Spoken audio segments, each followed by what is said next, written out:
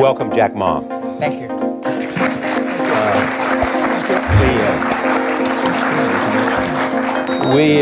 We've all become very cognizant of Jack and his story. And when Alibaba went public with the largest IPO in history, we knew a lot more about him. So I want to talk about his personal story. I want to talk about how many times he tried and failed and what kept him going. I want to talk about where he is today and how he got here, and where he is going and how he expects to get there. And if he gets there, what will it all mean for him and for the people that he wants to inspire? So I begin with this question, though, Jack. Why are you back at Davos? Subscribe to my channel. It's a long break for 7 years. I think my last trip here was year 2008. But I was coming for year 2001 for the Young Global Leader for Tomorrow. And I never heard about the Davos when I came. But when I came, in Switzerland, so many young people demonstrate. It was such a horrible thing that I was, and I asked them, why did they do it? They say anti-globalization. And I say, why? Globalization is a great thing. Why people don't like it? And then we come all the way for 2 hours here. There's a machine gun. There's people checking us. Oh God, is that a fallen or is that prison? We're gonna go inside. But when I joined the Fallen at the Young Global Leader, I was thrilled by so many ideas. For the first 3-4 years, I learned what does the globalization mean? What does the corporate citizenship mean? What about social responsibility mean? All these new ideas, and I see so many great leaders talking about leadership, and I benefit a lot. And the year 2008 and 9, when the financial crisis came, I think it's better go back to work, because we can never win the world by talking. So go back, spend 7 years. Now I come back, I think it's time to do something return. So I learned so much. Let's talk 12 years ago. So why I should not talk to the young global leader of today, sharing with them how we gone through. That was the thing. Let's start with where you are today. Just how big is Alibaba? How many people come every day? How many people come in a week? How fast is it growing? Yeah, we have over 100 million buyers visiting our site, shopping our site every day. And we created 100 million every day. We created 14 million jobs for China, directly and indirectly. And we grow from 18 people to 30,000 people, 18 people in my apartment, to now we have 4 big campus. Compared to 15 years ago, we were big, but compared to 15 years later, we're still a baby. And how big will you be 15 years from now? I think 15 years ago, I told my team that 15 years, in the past 15 years, we grow from nothing to this size. And 15 years later, I want people to know about Alibaba, know Taobao, because it's already everywhere. I want 15 years ago when we talk about what is e-commerce, why small business can using this e-commerce, use internet, can do business across the nation. And I hope 15 years later, people forget about e-commerce because they think it's like electricity. Nobody thinks it's a high tech today. Now, this is something that I don't want 15 years later, we still walk on the street talking about why and how e-commerce can help people. Talk about the IPO. Did it exceed your expectations? Well, it's a pretty small IPO, 250. Yes. Yeah. The largest IPO in the history of Wall Street. We raised. And number 2 was a Chinese bank. Thank you. I remember year 2001. We went to raise some 5 million, 3 million venture capitalist dollars in the USA, and got rejected. And I say we'll come back raising a little bit more. But I think, what we think more about is for $25 billion, how we can spend the money efficiently, because this is not the money, this is the trust from the world, the trust from those people. They want to do better jobs to help more people. They want to have a good return. So I think gives me more pressure, because when our market cap is bigger than IBM, or certain day we're bigger than Walmart. We're one of the top 10, 15 largest market cap company in the world. I told my team and myself, is that true? We're not that good. Because years ago, people say, Alibaba model is terrible. Does not make money, have this and that, all the big bad things, because Amazon is better, eBay is better, Google is better. There's no such model like Alibaba in the USA. So I told myself and people, we were better than people thought. But today, when we are that big size, I said, no, we are not that good as people thought. We're just a company 15 years old. Average age is 27, 28 years old, young people. We're doing something that human beings have never tried. So I want to talk about the future. Let me take you back to when you were born in Hangzhou, where the headquarters still are. Yep. And your campus is there. You don't have a loot, don't move your loot. Your headquarters there. Yeah. You found it there, loot there. You grew up in the 60s. 64. That was born in 64. That was the time of the Cultural Revolution. Yeah, it was the end of the Cultural Revolution. It was, well, my grandfather was a tiny landlord. Was considered, after liberation, was considered to be a bad guy. So I was, I know how tough it was when I was a kid. You tried to get into 3 colleges. Each time they rejected you.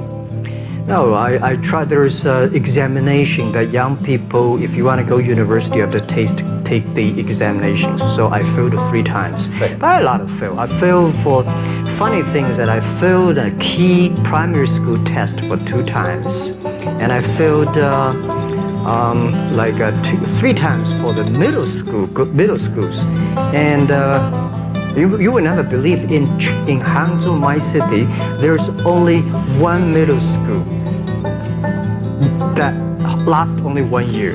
It was changed from primary school to middle school because our graduates of our school, no middle school accept us because we were too bad. Yeah. They would become a middle school. What effect did it have, though, being rejected? Well, I think we have to get used to it. We're not that good. Even today, we still have a lot of people reject us.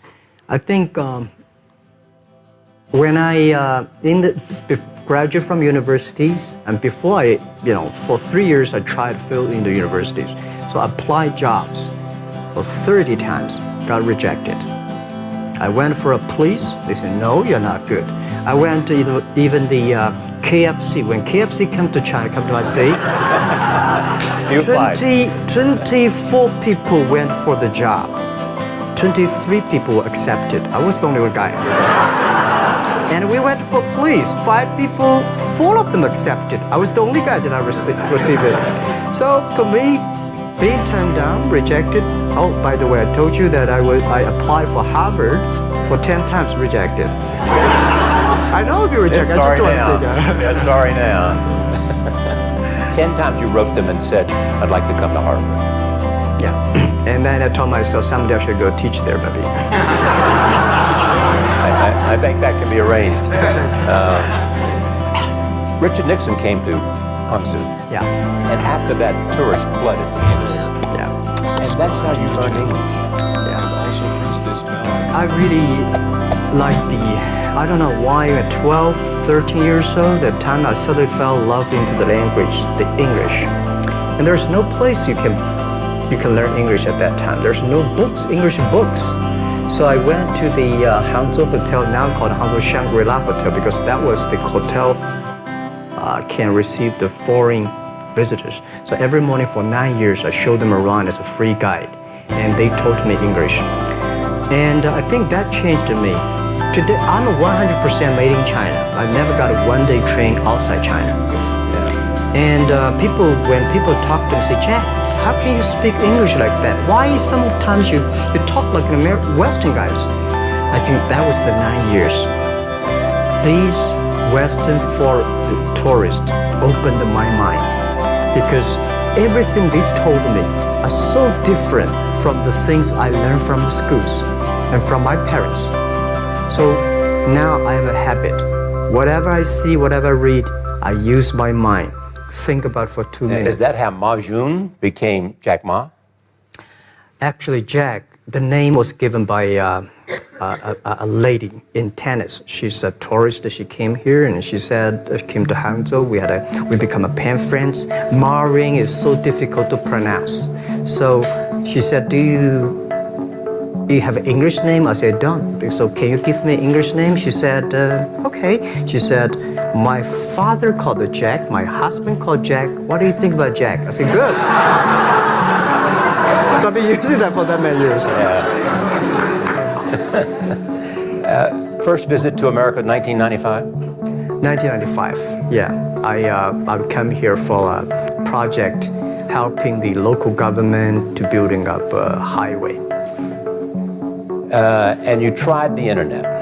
I tried the internet in Seattle, and in a building called the USA Bank. I don't know whether the USA Bank is still there or not, but it's a building. And my friend opened a small office, which is like only 10% bigger than this room. And there are a lot of computers in there. And he said, Jack, this is internet. I asked, what is internet? He said, search whatever you want. At that time, they used Mosaic, very slow. Right? And I said, I don't use it. I don't want to type because computer is so expensive in China. If I destroy it, I cannot pay. He said, just to search it. So I searched the first word, beer. I don't know why, because it's easy to spell, baby. And I see beers from Germany, beers from USA, beers from Japan, but there's no beer from China. And I say, okay, type the second word is China. No data. Nothing. And I said, 1995, no data about China. So I talked to my friend, why not make something about China? So we made a small, very ugly looking page called China. It's something like I did a translation agency, we listed on there. It was so shocking. We launched at 9:40 in the morning. 12:30, I got a phone call from my friend. He said, Jack, you got 5 emails. I said, what is email?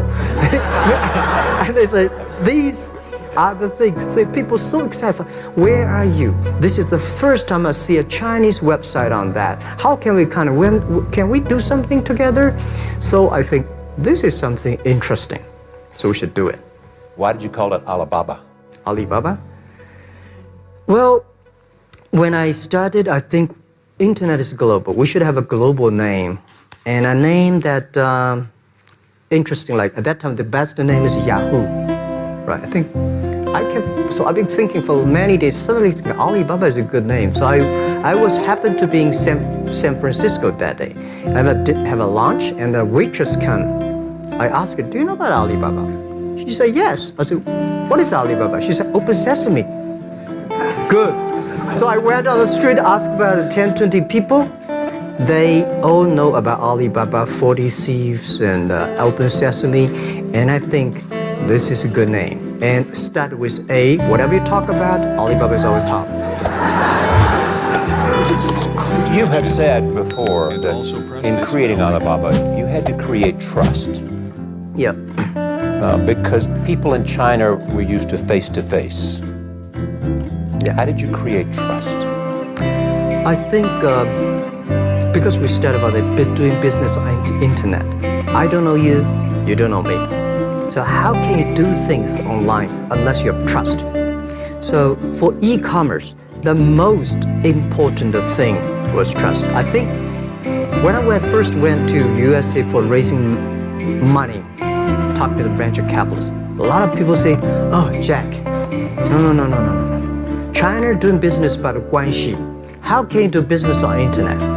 And I know that without the trust system, the credit system, it's impossible to do business. So in the past 14 years, everything we do is trying to build up the trust system, the record system. Well, Charlie, I'm so proud today when I talk to young. Today in China and in the world, people don't trust each other. The government and people and media and everybody think, this guy's cheating. But because of e-commerce, we finish 60 million transactions every day. People don't know each other.